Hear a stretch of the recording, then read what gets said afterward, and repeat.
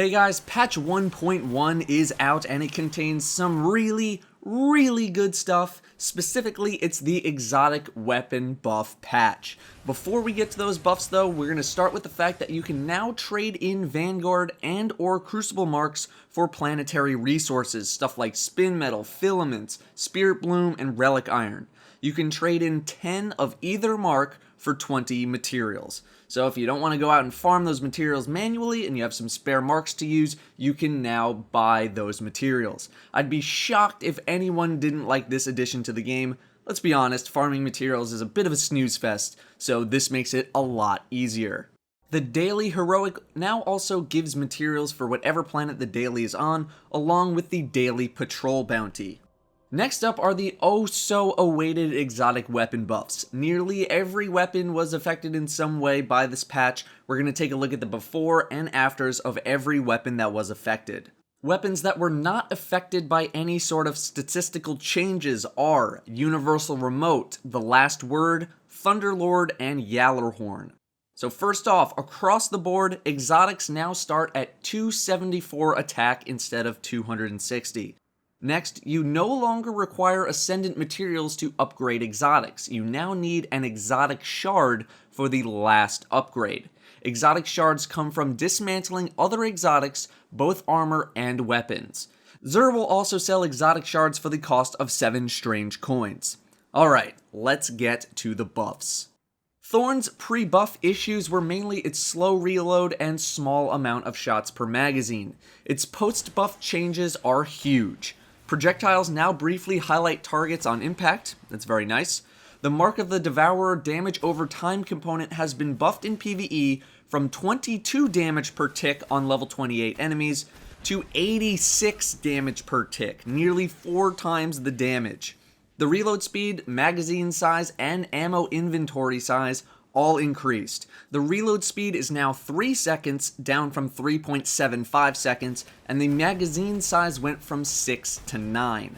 The stability and weapon handling also increased. This thing is way better than it used to be, and I know people are going to be happy with these buffs. Bad Juju's pre-buff issues were a painful leveling process. It's low damage, small magazine, and limited use beyond solo PvE play. First off, the smoky effect coming off the front of the barrel has been decreased in size, making Bad Juju take up less real estate on your screen.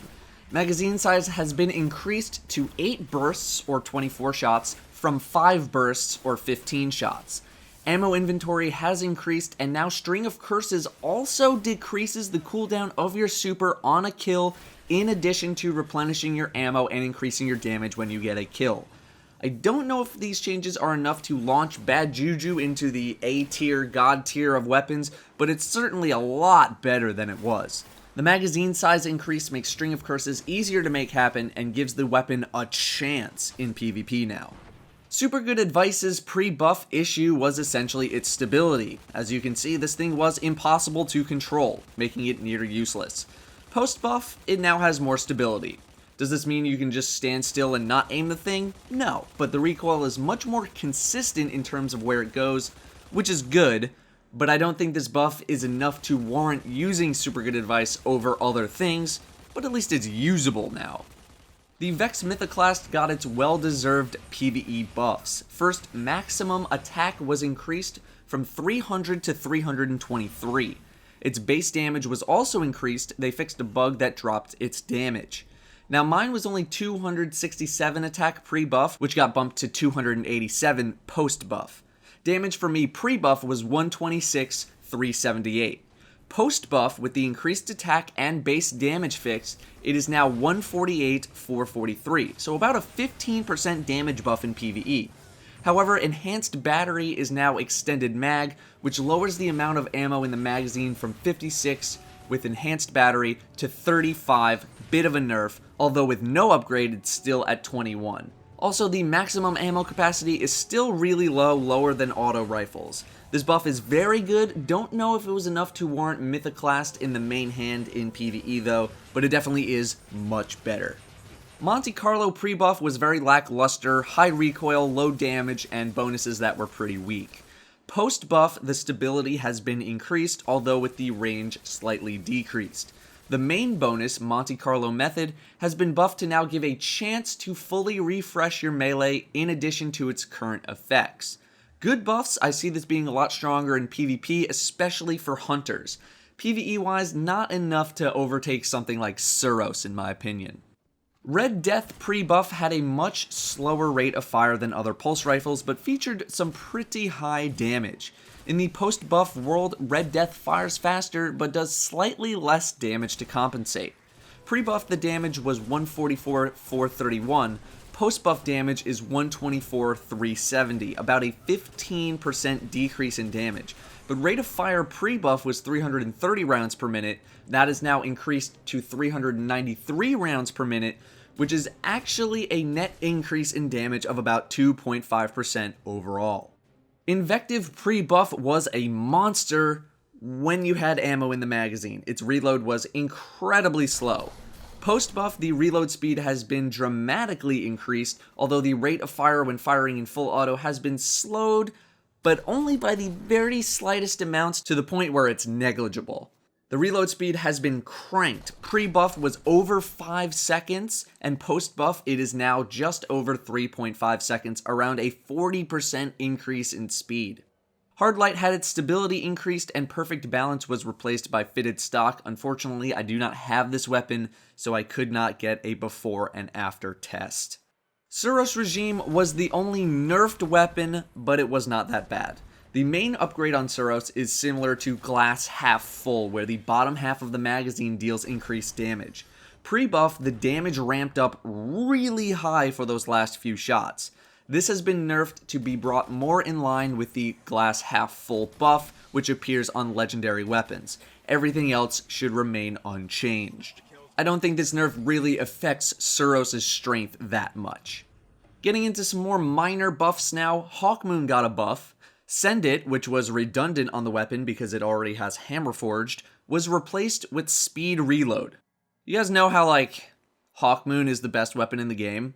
Yeah, it just got even better in PvP.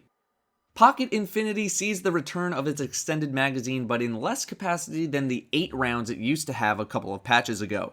Speed Reload is gone, and Extended Clip takes its place, allowing you to increase your magazine from 3 to 5, but keep in mind this is the same upgrade tree with the stability upgrade. Mida multi-tool rounds now have increased knockback against targets in both PvE and PvP, so it packs a little bit more of a punch now overall, but its damage is unaffected. Truth's magazine size was increased from 2 to 3. The in-game tooltip still says 2, but as you can see, there's 3 in the tube. Icebreaker's Send It upgrade was replaced by Lightweight, which is the 2 agility upgrade. Send It was redundant on the weapon because it already has maxed out range. Also, the effect of Icebreaker's main bonus was buffed with a new effect for enemies killed by the weapon. The explosion seems much bigger than before. Patience in Time is now gifted a low zoom option. You're looking at the before and after. Snapshot has been replaced with Custom Optics, which provides a low zoom scope option, which is good. It gives Patience in Time a little more versatility all around. Plan C had its weapon handling speed increased slightly, and player speed was increased while Plan C is in hand. Very, very minor buffs, but buffs nonetheless. So how do all of these changes affect the tier rankings?